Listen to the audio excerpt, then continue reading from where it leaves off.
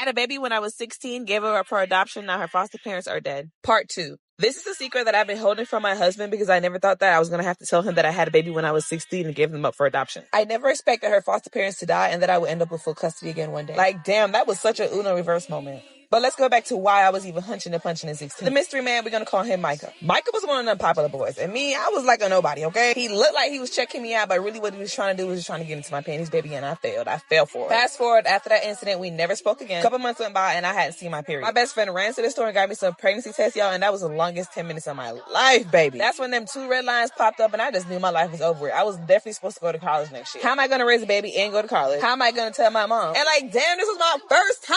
But when I told him and his family that I was pregnant, they basically didn't want to have anything to do with Bella, and that's when I signed the papers, baby, quick and fast on her. To this day, we never spoke again. And now that I have full custody of Bella, I know you guys are wondering, am I going to tell Micah about her? I am not sure, and maybe he will see this before I even say anything. But right now, my biggest focus is having to tell my husband that I had a secret that I never told him about when I was 16. I know you're wondering, how comes my husband doesn't know that my daughter is living in the house? But my husband's on deployment right now, and so I have a little bit of time to come up with a story and have the conversation with him. Any advice would be helpful.